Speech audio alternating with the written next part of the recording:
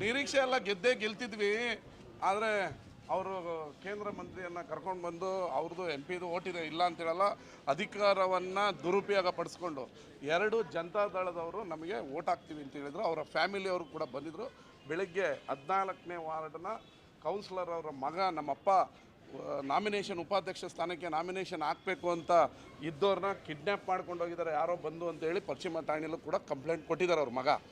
ಇವರು ಗುಂಡಾವರ್ತನೆ ಥರ ಮಾಡಿ ಮತ್ತು 29ನೇ ವಾರ್ಡ್ನವರ ಪತಿ ನಾಗರಾಜ್ ಅವರು ಕೂಡ ಬಂದಿಲ್ಲೇ ಕಾಯ್ತಾರೆ. ನಾನು ಹೆಂಡತಿ ಹತ್ರ ಮಾತಾಡಬೇಕು ಅಂತ ಫ್ಯಾಮಿಲಿಯವ್ರನ್ನೂ ಕೂಡ ಮಾತಾಡ್ಸೋಕ್ಕೆ ಬಿಡದೆ ನಮ್ಮ ಗಾಡಿಯಲ್ಲಿ ನಿಂತಿತ್ತು.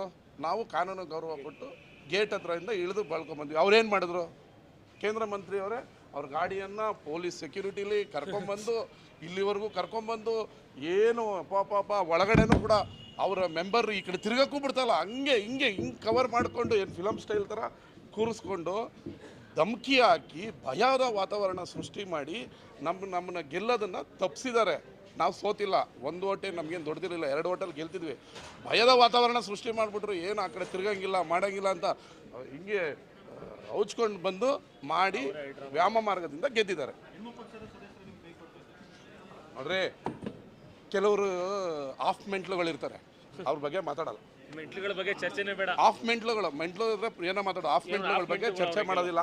ಈ ಅತೃಪ್ತ ಆತ್ಮಗಳು ಅಂತ ಕಾಣ್ತದಲ್ಲ, ಅತೃಪ್ತ ಆತ್ಮಗಳ ಬಗ್ಗೆ ಮಾತಾಡಿದ್ರೆ ನಮ್ಮ ಮೆಂಟ್ಲಾಗ್ಬಿಡ್ತೀವಿ ಅಷ್ಟೇ. 100% ಪಕ್ಷದಿಂದ ಅವ್ರನ್ನ ಉಚ್ಚಾಟನೆ ಮಾಡ್ತೀವಿ, ಡಿಸ್ಕ್ವಾಲಿಫೈಗೂ ನಾವು ಬರ್ತೀವಿ. ಹೈಜಾಕ್ ಮಾಡಿಲ್ಲ ರೀ, ತಪ್ಪು ಇಲ್ಲೇ ಇದ್ದಾರೆ ನೋಡಿ. ಅವರು ನಮ್ಮ ಸರ್ಕಾರದ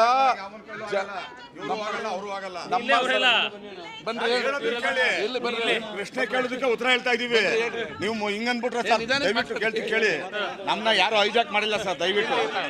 ಓಕೆ ಸರ್, ಗುಡಿ ಸರ್ ಅವರು ನಮ್ಮನ್ನ ಮಾತಾಡಬೇಡಿ ಗುಡಿ ಸರ್, ನಮ್ಮನ್ನ ಅವ್ರು ಮಾತಾಡಬೇಡಿ ಅಂದ್ರು ಸರ್. ಗುಡಿ ಸರ್ ಹೇಳ್ದಲ್ಲ ಸರ್, ಇರೋದನ್ನ ಹೇಳೋದಕ್ಕೆ ಕೇಳಿ ಸರ್.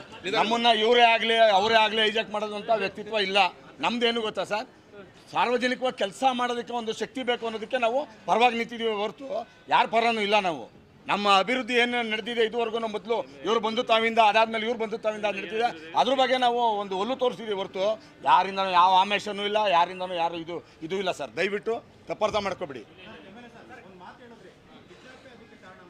ಏನೋ ಹೌದು, ಈಗ 14ನೇ ವಾರ್ಡ್ ಅವರು ಉಪಾಧ್ಯಕ್ಷರಿಗೆ ನಾಮಿನೇಷನ್ ಹಾಕಬೇಕು ಅಂತ ಬಂದವ್ರನ್ನ ಜಬರ್ದಸ್ತಿಂದ ಎತ್ಕೊಂಡೋಗಿದೆ ಅಂತ ಅವ್ರ ಮಗ ಕಂಪ್ಲೇಂಟ್ ಕೊಟ್ಟಿದ್ದಾರೆ, ನಾವ್ಯಾರು ಕೊಟ್ಟಿಲ್ಲ.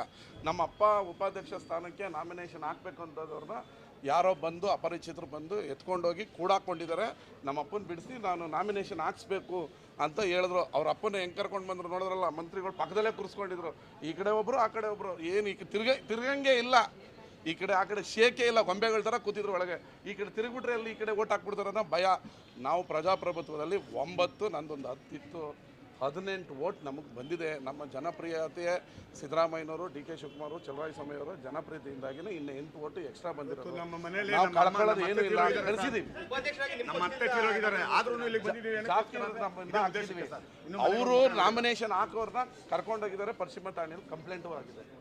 ಎತ್ಕೊಂಡೋಗಿ ಜಬರ್ದಸ್ತಿಂದ ಎದುರಿಸಿ, ಇಲ್ಲಿ ನಾಗರಾಜ್ ಅವ್ರಿಗೆ ಹುಷಾರಿಲ್ಲ, 29ನೇ ವಾರ್ಡು, ನನ್ನ ಪತ್ನಿನ 4 ದಿನದಿಂದ ಮನೆ ಕಳಿಸಿಲ್ಲ, ನಾನು ನೋಡಬೇಕು ಅಂತ ಇಲ್ಲಿ ಬಂದಿದ್ರು. ಅವ್ರ ಕಾರ್ಯಕರ್ತರು ಎಷ್ಟು ಗುಂಡಾಗಿರಿ ಮಾಡ್ಕೊಂಡು ಹೆಂಗೆ ಅಟ್ಯಾಕ್ ಮಾಡಿದ್ರು ನೋಡಿದ್ರಲ್ಲ ನೀವು. ಪಾಪ ಯಪ್ಪ ಹುಷಾರಿಲ್ಲ, ಏನಾಗಿದೆ, ಅವ್ರ ಮನೆಗೆ ಹೋಗಿ ನೋಡ್ಬೇಕೀಗ. ಅವ್ರ ಹೆಂಡತಿ ಹತ್ರ ಮಾತಾಡೋಕೆ ಬಿಟ್ಟಿಲ್ಲ. ಹಿಂಗೆ ಫ್ಯಾಮಿಲಿಯವ್ರ ಹತ್ರ ಭಯ. ಯಾಕೆ ನಮ್ಮವರೆಲ್ಲ ನೋಡಿ ಆರಾಮಾಗಿ ಇಲ್ಲಿ ಎಷ್ಟು ನಿಮಿಷ ನಿಂತಿದ್ವಿ ನಿಮ್ಮ ಮುಂದೆ, ಅರ್ಧ ಗಂಟೆ ಆರಾಮಾಗಿ ವಾಕಿಂಗ್ ಮಾಡ್ತಾ ಇದ್ವಿ. ಇಲ್ಲಿ ಏನು ನಾವೇನು ಎದುರ್ಕೊಂಡಿದ್ವಾ? ಅವರು ಅವ್ರ ಫ್ಯಾಮಿಲಿಯನ್ನ ಮಾತಾಡೋದೇ ಹೈಜಾಕ್ ಮಾಡಿ ಎತ್ಕೊಂಡೋಗಿ ಓಟ್ ಹಾಕ್ಸ್ಕೊಂಡಿದ್ರು. ಕೇಳ್ತೀವಿ, ಈಗ ಅವ್ರ ಫ್ಯಾಮಿಲಿಯವ್ರನ್ನ ಕೇಳ್ತೀವಿ. ಆಯ್ತಲ್ಲ, ಈಗ ಎಲೆಕ್ಷನ್ ಆಗಿದೆ, ಗೆದ್ದಿದ್ದಾರೆ, ಗೆದ್ದವ್ರಿಗೆ ಒಳ್ಳೇದಾಗಲಿ, ಮಂಡ್ಯ ನಗರಸಭೆ ಅಭಿವೃದ್ಧಿ ಆಗಬೇಕು, ನಾವು ಸಹಕಾರ ಕೊಡ್ತೀವಿ, ಒಳ್ಳೇದಾಗಲಿ. ಈಗ ಕೇಳ್ತೀವಿ, ಅವ್ರ ಮನೆಗೆ ಹೋಗಿ ಕೇಳ್ತೀವಿ, ಹೆಂಗೆ ಎದುರಿಸವ್ರೆ ಏನೆಲ್ಲ ಕೇಳಬೇಕಲ್ಲ. ಅದೆಲ್ಲ ಕೇಳ್ಕೊತೀವಪ್ಪ. ಈಗ ಕೇಳ್ಕೊತೀವಿ, ಅವ್ರ ಫ್ಯಾಮಿಲಿಯವ್ರನ್ನೂ ಮಾತಾಡೋಕೆ ಬಿಡದೆ ಎದುರಿಸಿ ಓಟ್ ಹಾಕ್ಸ್ಕೊಂಡಿದ್ರೆ ಏನು ಅಂತ ಕೇಳ್ತೀವಿ.